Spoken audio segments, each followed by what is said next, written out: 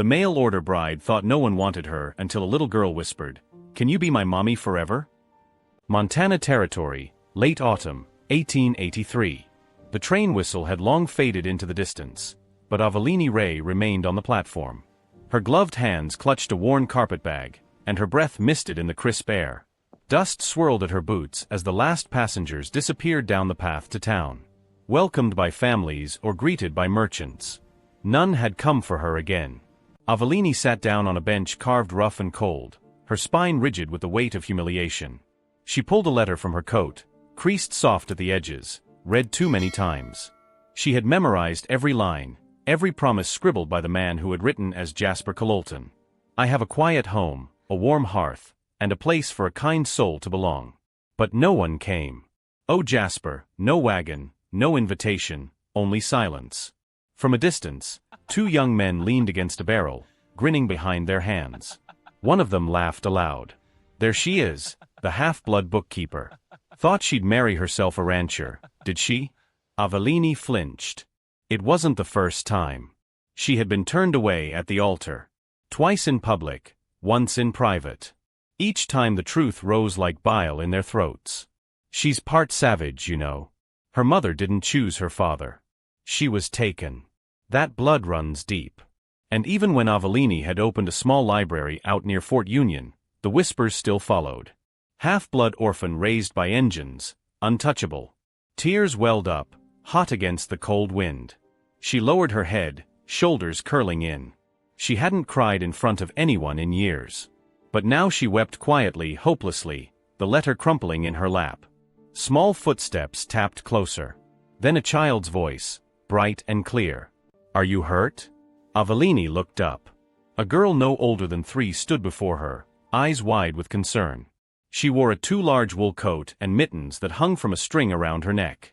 Golden curls peeked out from beneath a knit cap. Aveline wiped at her face with her sleeve. "No, I'm just," she stopped, trying to smile. "Just a little sad." The girl studied her seriously. "Did your daddy say no?" Aveline blinked. "No, sweetheart." The girl tilted her head. "Do you have a husband?"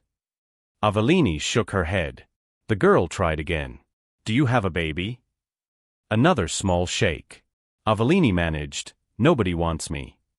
The child stepped closer. Her mittened hand reached out, touched Aveline's gloved fingers, and then with a certainty only a child could carry, she asked, "Can you be my mommy forever?" Aveline froze. A soft voice spoke behind them. "Mara." Aveline looked up. A man had approached, quiet on his feet, broad-shouldered, dark-haired, and older than her by a few years. His coat was patched, his hat worn from long rides. He had the rough look of someone who had lived through too much and said too little. In one arm, he carried a small sack of supplies. His other hand rested lightly on the child's shoulder. He nodded toward Aveline. "Sorry, she's got a soft heart." Aveline stood quickly, brushing her skirt. "No trouble. She just surprised me." The man's eyes lingered on the crumpled letter in Aveline's hand. "Are you waiting on someone?" Aveline hesitated. "I was, but it seems I've been fooled again." He nodded slowly, then looked down at the girl. Mara tugged his coat. She cried, "Papa." His jaw tensed. He looked back at Aveline. "You've got no place to stay." "No," she said, "but I'll manage."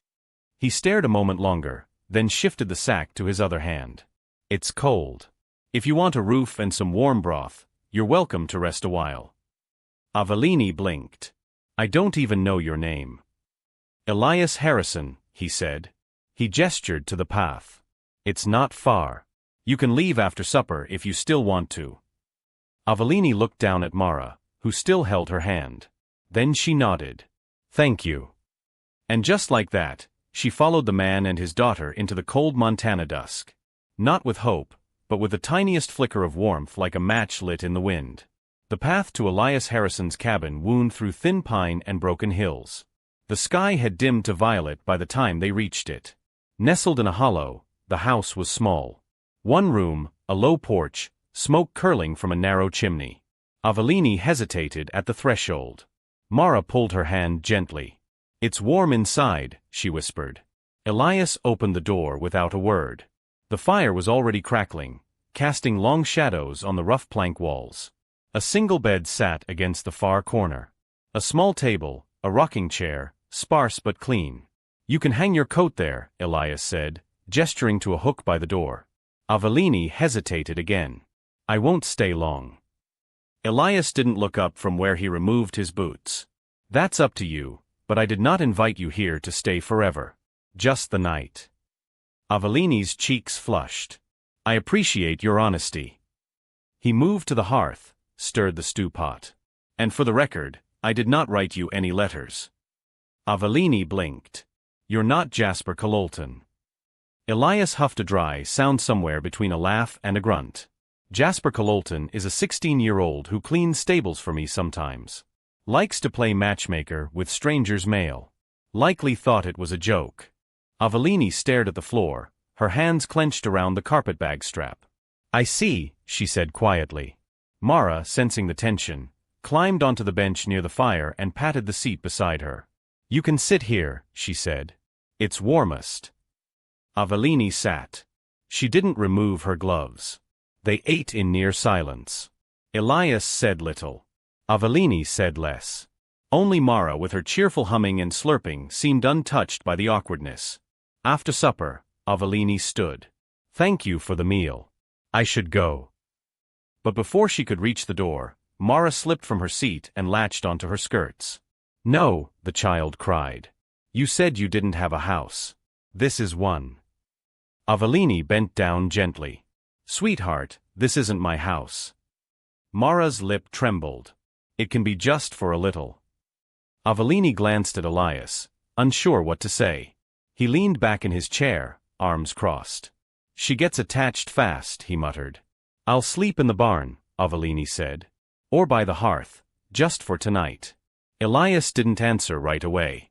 Then he nodded. "You can take the cot. I'll stay up." Aveline looked around, and that's when she saw it.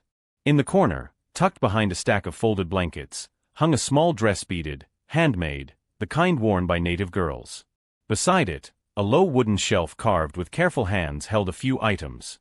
A feather, a string of turquoise, a small pouch of dried sage. Aveline stepped closer. "She was Comanche," she said softly. Elias's voice came from behind her. "Kiowa." Aveline turned. He didn't flinch. "She died during the frost last year. Fever took her fast." Aveline's heart pulled tight. "I'm sorry," she said.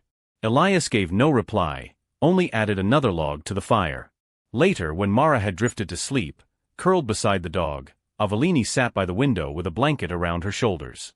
Elias spoke from across the room. "You can stay just for a few days. She's come when you're here." Aveline looked toward him. "That's all right. I won't ask for more." He nodded once, then went back to his chair. Neither spoke again that night, but the fire burned low, and the cabin no longer felt like a place meant for one. Mara, who had danced barefoot in the meadow that morning, now lay curled on the cot, her skin flushed and damp. By nightfall, her breaths came in shallow gasps, her body trembling beneath the quilt. Elias hovered beside her, eyes wide with panic. His hands, usually so steady with a hammer or rifle, now shook as he tried to press a wet cloth to her burning forehead. "She's burning up," he muttered. "I do not know what's wrong." Aveline had been sorting herbs by the hearth when she heard the strain in his voice. She stood quickly, crossing the room. "What happened?" "She was fine this morning," Elias said. "Just a sniffle. Then she got quiet. Too quiet." Aveline placed her hand on Mara's cheek. The heat pulsed through the skin like fire under thin ice. "She has a fever," Aveline said calmly. "A bad one." Elias's mouth tightened. "Can we take her to town?" "Not tonight. Roads are frozen, and she won't last the trip." Elias stood, pacing. "I do not know what to do." Aveline touched his arm. "I do." He looked at her, surprised. "My father," she said, "was a Kiowa medicine man. He taught me things that work when nothing else does." Elias hesitated, then nodded. Once Aveline moved, she moved quickly. She reached into her satchel, pulled out dried roots and bundles of wrapped leaves. She boiled water, steeped the herbs, and crushed others into a thick paste. She worked without pause, without fear, her movements swift and sure. Elias watched from the corner, arms crossed but tense. "She is just a child," Aveline murmured as she placed the herbal cloth on Mara's chest. "But she burns like she's carrying the world." "She's all I have," Elias said hoarsely. Aveline did not answer. She kept working. She lifted Mara's head, coaxed her lips open, and dripped bitter tea slowly past her tongue. The girl whimpered but swallowed. "She needs to sweat it out," Aveline said. "If she does, she'll break the fever before morning." The room settled into quiet, save for the crackle of fire and the occasional moan from the cot. Elias sat on a stool, elbows on knees, eyes never leaving his daughter. "You have done this before?" he asked softly. Aveline nodded. "Twice. One boy had a croup so bad he couldn't breathe. The other had a fever after a winter hunt. He lived." Elias's jaw twitched. "You sound more sure than most doctors." "I had to be," she said simply. "Where I grew up, nobody came for us when we got sick." He studied her face, her calm, her certainty, the gentleness in her hands, and something inside him shifted. He was not used to this being helped, being watched over. But tonight it was Aveline who stood between death and his daughter.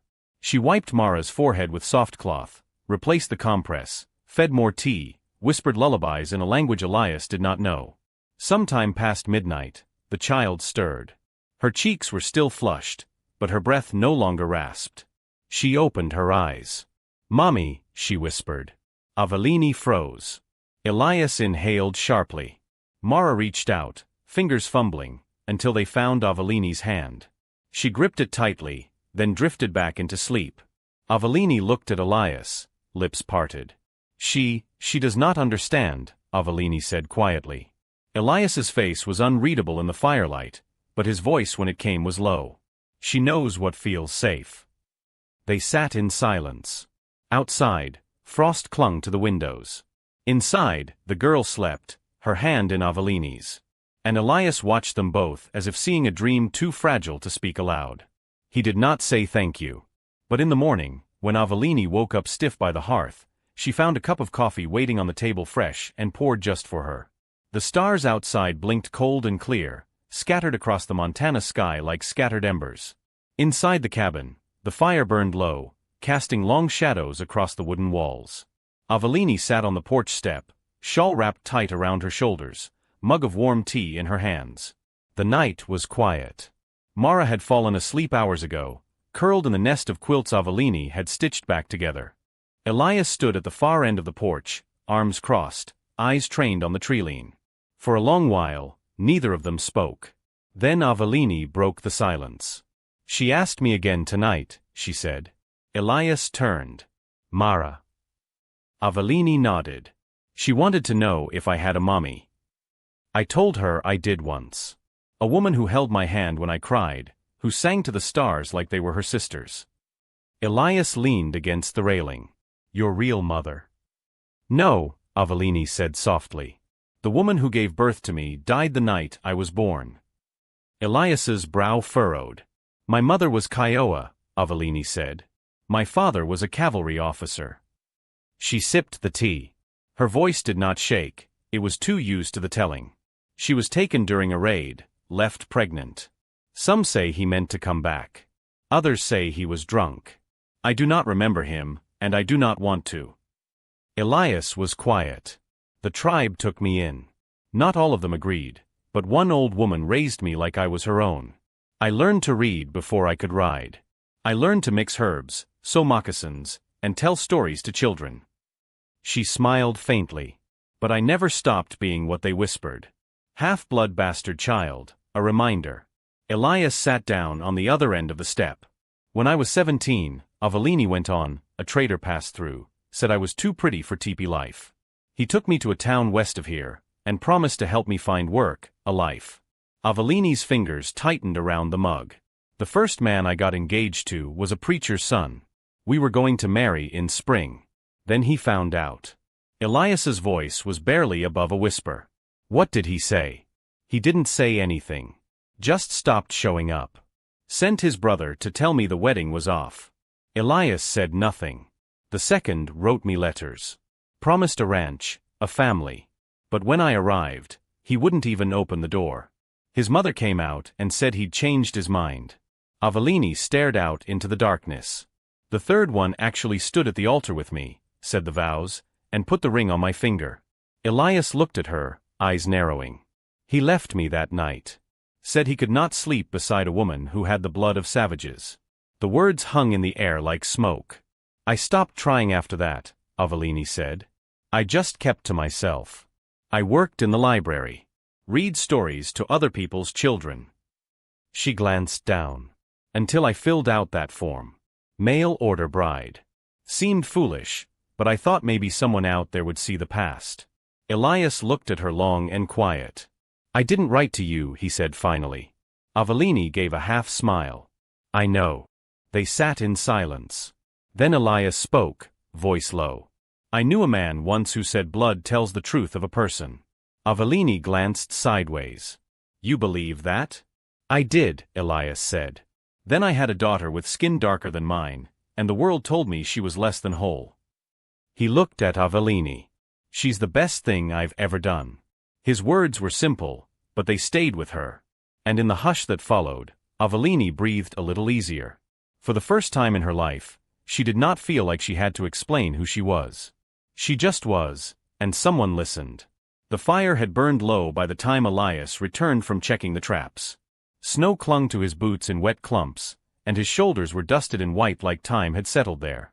Aveline was by the hearth, stitching a patch on one of Mara's dresses, her brow furrowed in focus. She looked up when he entered. You found anything? Rabbit, she muttered. Small one. He didn't meet her eyes as he hung the coat. But Aveline could feel something different about him tonight. Less guarded, more brittle. She set the needle down. You all right? Elias hesitated, then crossed to the table, poured himself a cup of water, and stood staring out the window into the dark. She used to sing when the snow came, he said. Aveline turned. My wife, he added quietly. Mara's mother. Aveline said nothing, just listened. She was Comanche. Her name was Sora. It meant a quiet moon. She had eyes that laughed at me even when her mouth didn't. He sipped the water, but did not turn around. We met when I was 22. I was bleeding from a bullet wound and half out of my mind. She found me near the river, nursed me through a fever. A soft smile ghosted across his face, but it did not stay. She spoke little English. I spoke no Comanche, but somehow we built a life. Aveline's fingers curled on her lap. When I brought her back to town, they stared, whispered, told me she'd put a spell on me, that our child wouldn't belong to God. He finally turned. His eyes looked older than they should. In winter, I went out to find supplies.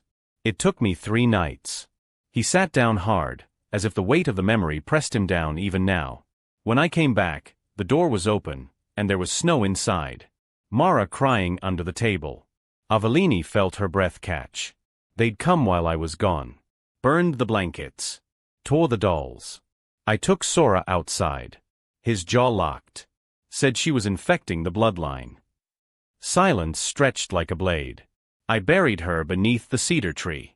Told myself I'd raise Mara quietly, alone, so no one could take anything else from me. His voice dropped. I didn't stop loving her, but I stopped choosing love. I chose survival. Aveline sat still, her hands clenched. I understand, she whispered. Elias looked at her. I didn't come here to fall in love either, Aveline said. I just wanted a place where I wouldn't have to say sorry for still being alive. They looked at each other for a long moment. Nothing romantic passed between them. No brush of fingers, no sudden declarations. Only the simple raw understanding of 2 people who had survived being unwanted, who had chosen silence over hope for too long. She would have liked you, Elias said after a moment. Aveline smiled faintly. She made a beautiful daughter. She was the strongest woman I ever met, Elias said. Aveline looked at the patched dress in her lap. Then I'll make sure her daughter grows up knowing that. Mara stirred in the next room, murmured something in her sleep. Elias stood, crossed toward the door, paused, and turned back. You don't have to stay. I know, Aveline said softly. But if you do, he continued, you won't owe me anything. I'm not here to be owed, she replied. I'm just here. Another silence. But this one didn't ache. It settled around them like a blanket, thick with unsaid things, but warm with something like peace. They would not say love. Not yet. But something had begun to grow in the quiet between stories, and neither of them would walk away this time. The wind had shifted by mid-afternoon, colder, sharper, a whisper of snow in its teeth. Aveline had just finished hanging a blanket to dry when she realized the yard was too quiet. Mara. No answer. She dropped the blanket, eyes scanning the field. The gate near the tree-line stood open. Panic clawed up her throat. She ran, boots pounding across frozen ground, calling the child's name. Mara.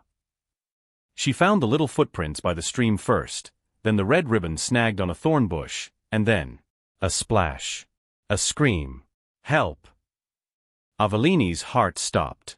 Down by the edge of the creek, Mara flailed in the ice-cold water, swept by the current, her small hands grasping for a branch, slipping.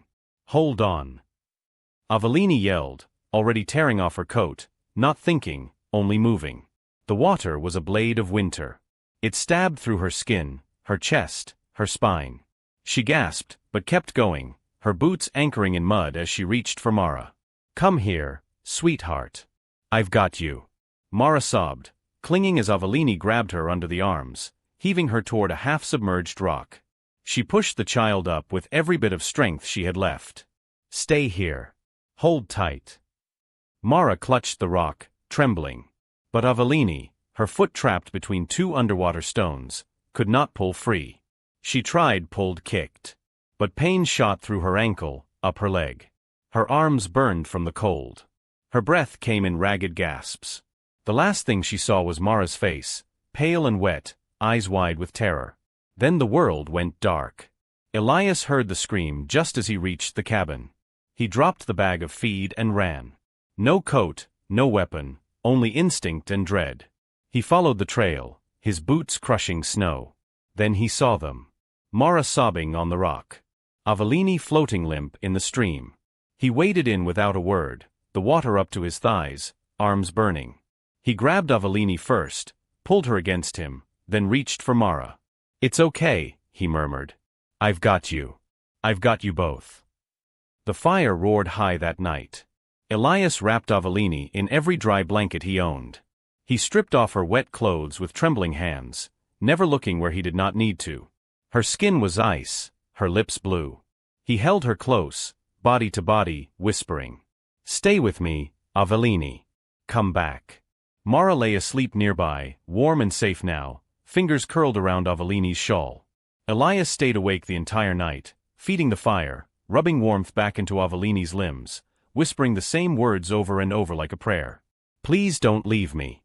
He did not cry, but something in his voice broke. By morning, Aveline stirred. Her eyes blinked open slowly, unfocused. Then she saw him. "Mara," she rasped. "She's safe," Elias whispered, brushing damp hair from her face. "Because of you." Aveline swallowed hard, her body shook. "I couldn't let her go." "I know," he said, his voice cracked. "You didn't."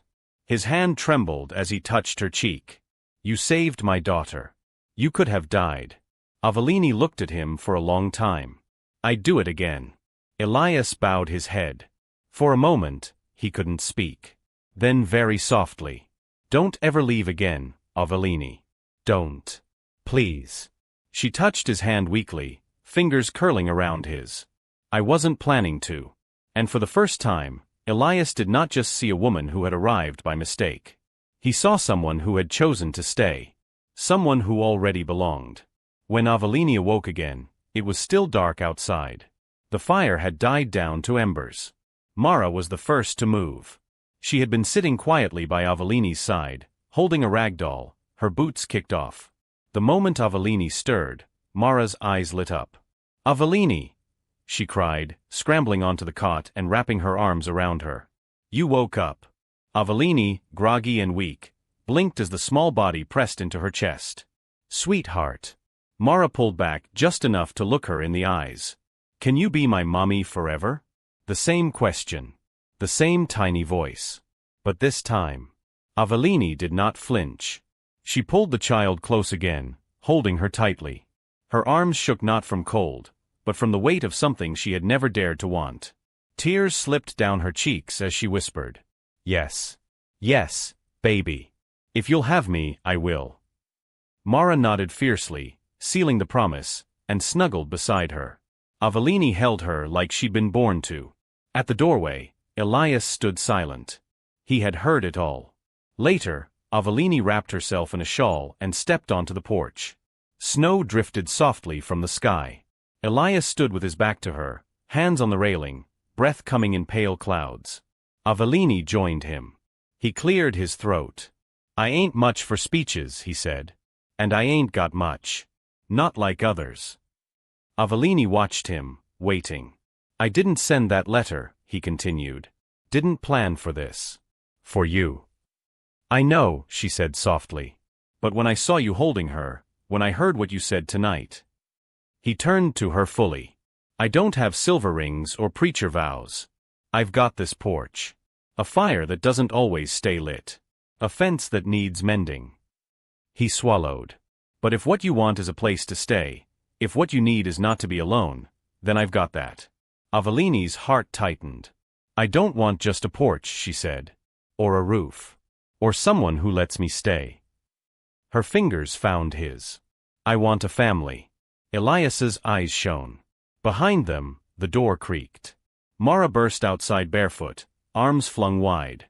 "My mommy and paw." Elias lifted her easily, settling her between them. Aveline wrapped her arms around both.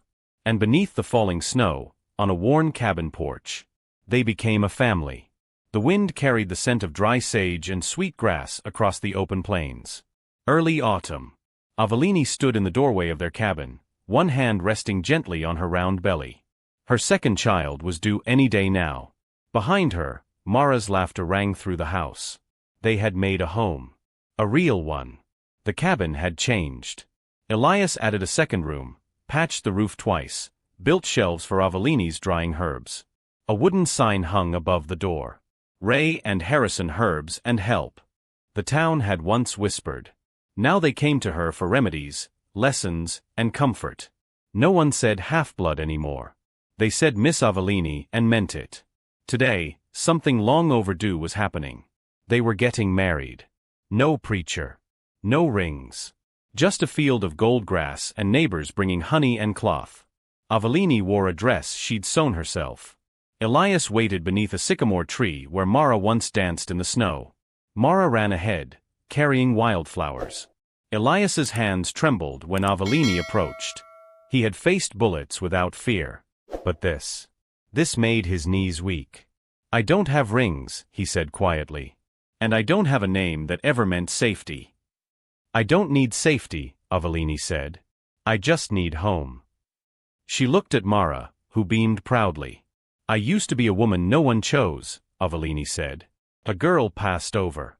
A bride no one sent for. But today..." She took Elias's hands. "Today, I am part of a family." They kissed beneath the tree. Mara hummed something sweet as the sun dipped behind the hills. That night, Aveline's labor began. Elias did not sleep. He paced, fetched water, boiled towels, and when the moment came, he caught his son with hands that once only knew the trigger of a gun. Aveline, exhausted but glowing, looked up at him. He whispered, tears in his beard, "You are not a mail-order bride. You are my choice every day." The baby whimpered once, then nuzzled into Aveline's chest. In the morning, Mara tiptoed in. She climbed onto the bed beside Aveline and stared at the swaddled bundle. Aveline smiled sleepily. "Come meet your brother." Mara leaned close, kissed the baby's cheek, then touched his hand. "I wasn't born in your tummy," she whispered. "But you still picked me, right?" Aveline's heart squeezed. She drew both children close. "Yes," she said. "I chose you. Daddy chose me. And now we all choose each other. No one's left behind here." Outside, Elias tended the garden, humming softly. Aveline watched him through the window. He looked up, smiled. And in that simple, quiet moment, she knew this was a life no one could take from her. Because it was built. Not from what the world gave, but from what they chose to give to each other. If this story touched your heart, if the image of a woman rejected 3 times, a child longing to be loved, and a man who thought he could never love again made your eyes well up, then don't forget to subscribe to Real Life Stories. Here we tell tales of love born between bullets and prairie winds, where hearts still find each other even when the world turns its back. Stories not just about romance, but about finding a place to belong and becoming the family no one thought they deserved. Tap the notification bell so you never miss what comes next. Because who knows? The next story might be yours.